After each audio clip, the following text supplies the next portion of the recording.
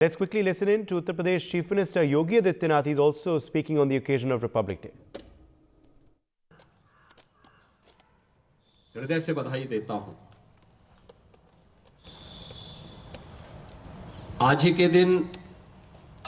1950 में भारत ने आजादी की अपनी एक लंबी लड़ाई के उपरांत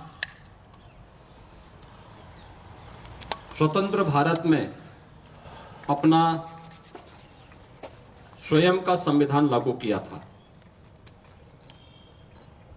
भारत का संविधान दुनिया का सबसे बड़े संविधान में से एक है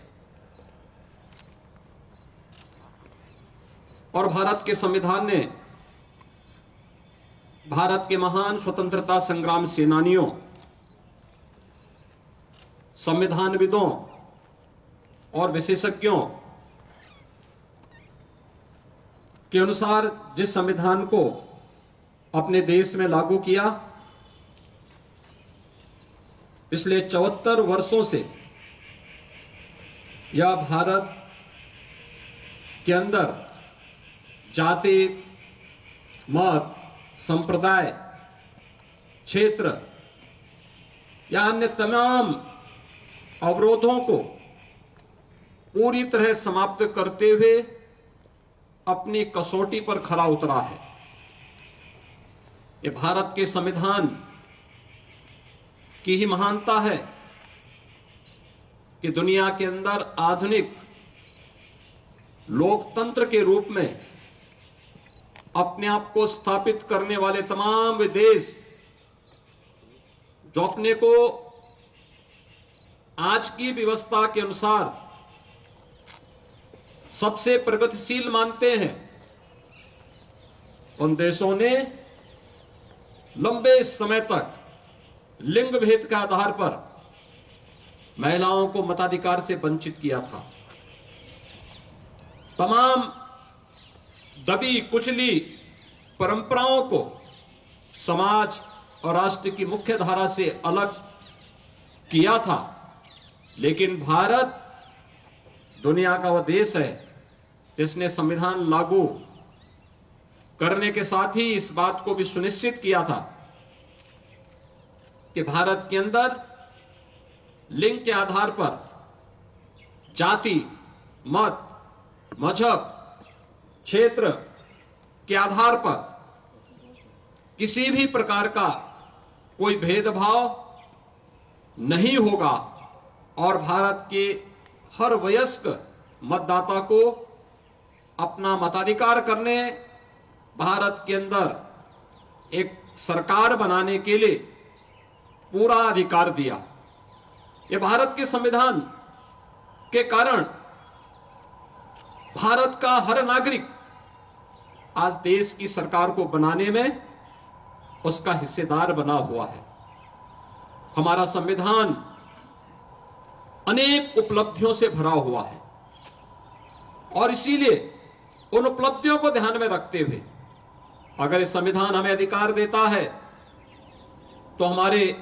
कर्तव्यों के प्रति भी हम सबको आग्रही बनाता है। आदरणीय प्रधानमंत्री जी ने पूरे देशवासियों का इसी बात के लिए आह्वान किया है कि जब ये देश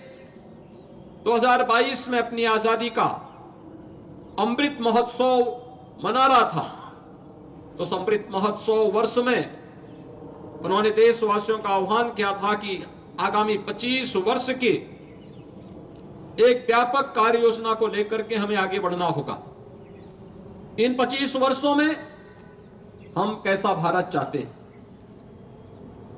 यह हम सबके संकल्प को जमीनी धरातल पर उतारने के इन 25 वर्षों में अगर हम सब अपने कर्तव्यों का ईमानदारी पूर्वक निर्वहन करते हैं तो 2047 आने पर भारत दुनिया के एक विकसित देशों की श्रृंखला में खड़ा होगा, जहां पर हर भारतवासी न केवल अपने देश और अपनी प्राचीन विरासत पर गौरव की अनुभूति कर पाएगा, बल्कि वह अपनी वर्तमान को सुखद और सुंदर बनाने के साथ ही अपने भविष्य को भी उतना ही उज्जवल बनाने के लिए प्रति पूरी तरह आश्वानित होगा। आजादी के अमृत महोत्सव वर्ष में जो संकल्प था, आज यह वर्ष देश की संविधान को लागू करने का अमृत महोत्सव है। इस अमृत महोत्सव वर्ष पर जब देश का संविधान लागू हुआ था, हम सबको इस बारे में ध्यान रखना होगा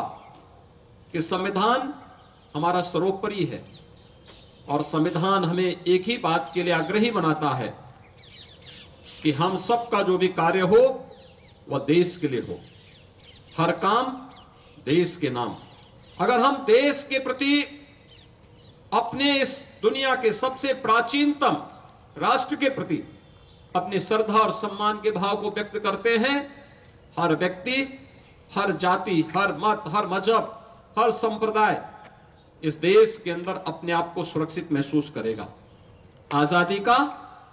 अमृत महोत्सव के उपरांत आज हमें भारत के संविधान को लागू करने के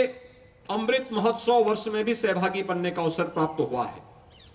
और ये दोनों एक साथ अगर चलेंगे तो देश की संविधान की रक्षा और संविधान के अनुसार अपने कर्तव्यों का निर्वहन करके हम लोग अपनी आजादी को भी अक्षुण्य बनाए रख सकते हैं और भारत को दुनिया की एक सबसे बड़ी ताकत के रूप में स्थापित करने में अपना योगदान दे पाएंगे। मैं एक बार फिर से भारत माता के उन महान सपूतों को, जिन्होंने देश के संविधान को बनाने में अपना योगदान किया, राष्ट्रपिता महात्मा गांधी के नेतृत्व में चला आजादी का आंदोलन और आजादी के बाद जब ये देश अपने संविधान निर्माण के लिए आगे बढ़ा था, जो एक नाम सबके मुंह पर आया था, सर्वमान्यमति से जिन्होंने उस नाम का चयन किया था, वह नाम था डॉक्टर राजेंद्र प्रसाद जी का। राजेंद्र प्रसाद जी ने देश के संविधान को सभी संविधानविदों, स्वतंत्रता संग्राम सेनानियों और विशेषज्ञों के साथ मिलकर के जो स्वरूप प्रदान करने में और उसकी विभिन्न बैठकों में तमाम प्रकार की मत भिन्नता के बावजूद सर्वानुमति बनाने का प्रयास किया, वो अभिनंदनीय रहा। और उन सभी विशेषज्ञों के अनुसार भारत के संविधान को लिपिबद्ध करके उसकी ड्राफ्ट तैयार करके वर्तमान स्वरूप में देने का श्रेय भारत के उस महान सपूत बाबा साहब डॉक्टर भीमराव अंबेडकर जैसे महापुरुषों को दिया जाता है। और इन महापुरुषों ने जिस तत्परता के साथ, जिस प्रतिबद्धता के साथ अपने दायित्व का निर्वहन किया, वह हम सब के लिए अनुकरणीय है। मैं इस अवसर पर भारत माता के उन महान सपूतों को, जिन्होंने अपना सर्वस्व देश की आजादी के लिए समर्पित किया, उन महान संविधानविदों, स्वतंत्रता संग्राम सेनानियों को इस अवसर पर नमन करते हुए पूरे प्रदेशवासियों को 75वें गणतंत्र दिवस के अवसर पर अपनी हृदय से बधाई देता हूं, अपनी शुभकामनाएं देता हूं। धन्यवाद। जय Hind. For more such videos, subscribe to the NewsX YouTube channel, hit the bell icon.